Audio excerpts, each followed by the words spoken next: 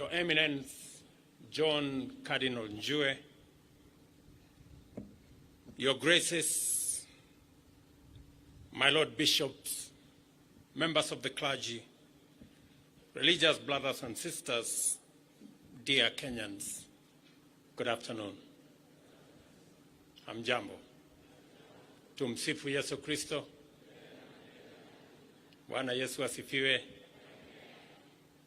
It is a great honor to be with you today as we gather to take part in a momentous event which underscores the profound role of faith, faith-based leadership, and faith-based organizations in fostering ethics and integrity in national service.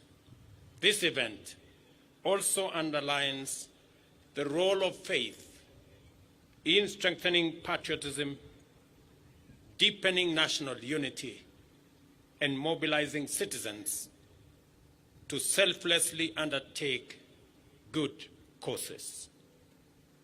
For this reason, the Episcopal installation of Right Reverend Wallace Langa'Ta as Bishop of the Catholic Military Ordinariate of Kenya is more than a routine change of stewards. We are here to witness and to celebrate the contribution of moral leadership in reinforcing unity, resilience, and strength for our defense forces. We are here also gathered to affirm our confidence that under Bishop Nganga, the military ordinariate will continue to provide our soldiers with essential spiritual support.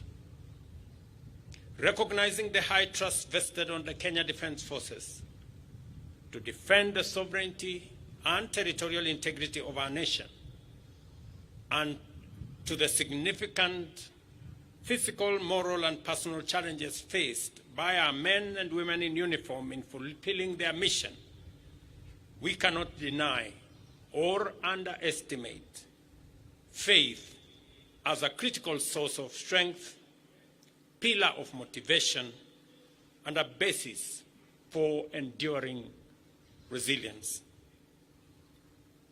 Our presence at Bishop Nganga's installation underscores our commitment to support our forces in every way, including the provision of spiritual and pastoral sustenance necessary for their well-being and for their duty.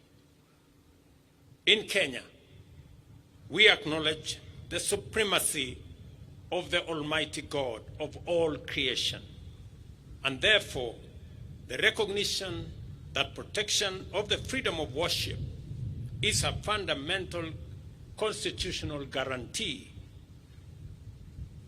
Like other fundamental rights and freedoms, it is freely available to all, including those who serve in our defense forces. Every soldier's right to practice their faith can only enable the KDF to maintain greater levels of discipline, not only because of faith, and not only because faith is an effective organizing principle, but also because we worship and serve God, who brings victory, abundance, and success to our nation. To ensure that our defense forces remain strong in every way, including physically and morally, faith-based support structures like the military ordinariate are critical in nurturing the values and organizational ethos that guide our men and women in uniform. They allow our men and women to be brave, to serve the nation, and with distinction to undertake their responsibilities while staying true to their beliefs. We live in a highly dynamic world where faith and moral values are under constant challenge, from skepticism, moral relativism, religious extremism, and even terrorism. Our institutions, communities, and nation have never required a solid ethical and spiritual foundation as they do today. Bishop Ng'ang'a's strong spiritual leadership enables our men in uniform and women to navigate their challenges guided by faith, grounded in integrity, and service for a higher moral cause. Throughout the life of our nation, the partnership between the state and religious institutions has been a cornerstone of our nation's strength. The Catholic Church is among the foremost of our partners and continues to complement national strategies to serve citizens in many sectors, including education, healthcare, and provision of psychosocial and pastoral services. I was particularly impressed when the Secretary for KCCB said the Catholic Church believes in support for the poor and vulnerable in our society. Because that is the essence of humanity, to be able to serve those who are underprivileged. Build on mutual respect, tolerance, and moral uprightness. This partnership anchors our society. Today, we honor this enduring partnership and express our gratitude to His Holiness Pope Francis for Bishop Ng'ang'a's appointment, which strengthens our military's spiritual standing. Bishop Ng'ang'a, I didn't know you served in Mauritania, or so it was said. But let me say this, that the military leadership, the generals here and commanders, and myself will continue to modernize the equipments and other facilities and capabilities for our military as we prepare chariots and horses. Because the Bible in Psalms 20, verse 7 says that those who put their trust in chariots and horses, we will always be careful to remember. And please remind us, Bishop Ng'ang'a, that that same verse says, but we trust in God. So that even as we prepare the capabilities, the chariots and horses, we be reminded that victory comes from God. Let me also say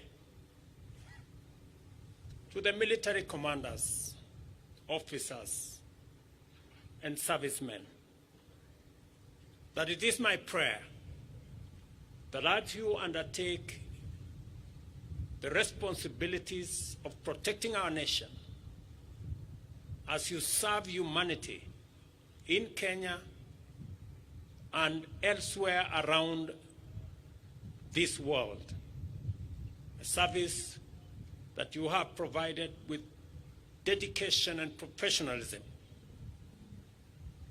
that the words of Matthew 5:9 shall be your portion, that the sacrifices that you make to protect our nation, to keep the peace, the words of Matthew 5:9 that say, blessed are the peacemakers, for they will be called the children of God. That in your sacrifice, in your commitment, in your peacekeeping, that you shall be honored to be the children of God. Bishop Ng'ang'a, receive my warmest congratulations and the best wishes of the government and the people of Kenya as you take over this responsibility to look after the spiritual health of our military ordinariate. Your leadership will be vital in guiding those who defend our nation, and I'm confident that under your guidance, the military ordinariate will remain a source of strength for not just our brave men and women in uniform, but their families and to all who work with them. Even in this moment of celebration, let us take a moment to remember the many heroic men and women whose selflessness, courage, and moral strength inspired them to dedicate their lives and work to the service of our motherland, and especially those who made the ultimate sacrifice in line of duty. Let us honor their memory and gratefully acknowledge their contribution. May their example serve to inspire us to do more and better in the service of our country. May they rest in eternal peace, and may their families find comfort in our respectful recognition of their noble sacrifice and honorable service. May the Almighty God bless our new bishop as he takes over the ordinariate, and may God bless the Kenya Defense Forces and our great Republic of Kenya, a country we so dearly love. Thank you very much.